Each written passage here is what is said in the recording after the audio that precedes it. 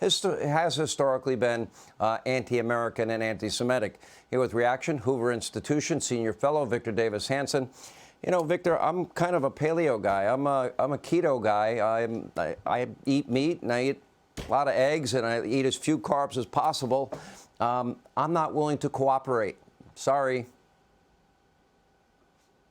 I'm not either.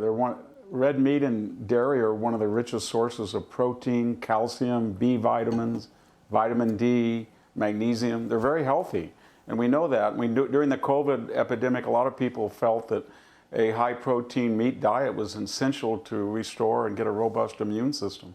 But what's behind this is this golden idea that climate change should govern all of our lives, man-made climate change that we can address through radical utopian bromides, whether it's banning gas stoves or getting rid of the ranch suburban house and putting us in high-rise, surrendering your car so you go on mass transit. And part of that is we can't have beef anymore because they feel that cattle contribute to global warming. But there's no evidence for any of this other than a dislike of the modern American middle-class lifestyle.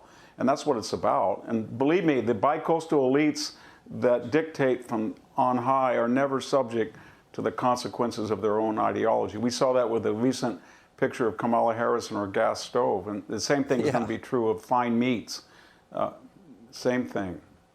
Let me ask you this. Is it time, Victor Davis Hanson, I've been saying this for a long time, I am not a fan of these globalist organizations. I don't want, as far as I'm concerned, I would say the UN can go leave. Maybe China can take them on.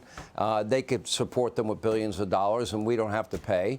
I'm tired of the WEF. I'm tired of the WHO that lied to us about COVID. The Paris Accords are asinine, and we're paying the bulk of monies. China pays next to nothing. They're, quote, characterized and categorized as a developing nation like India.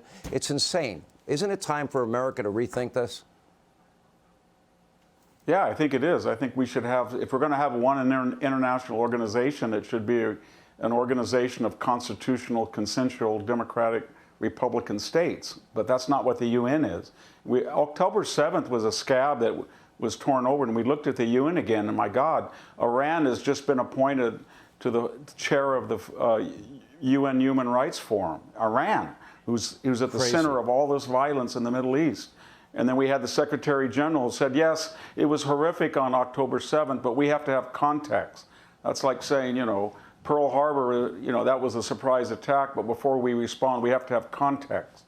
And so it's a bankrupt organization that's not subject to any audit. Most of the 180 or 90 members never have a vote unless they get to New York. That's the first and only time these members participate in participatory democracy. So yeah, I think we should get it out, at least get it out of New York and put it in the Middle East maybe, or Africa or Latin America. Well, because they are, as I've said, historically been very anti-Semitic, very anti-American. Victor Davis Hanson, great to see you. Thank you. Hey, Sean Hannity here. Hey, click here to subscribe to Fox News YouTube page and catch our hottest interviews and most compelling analysis. You will not get it anywhere else.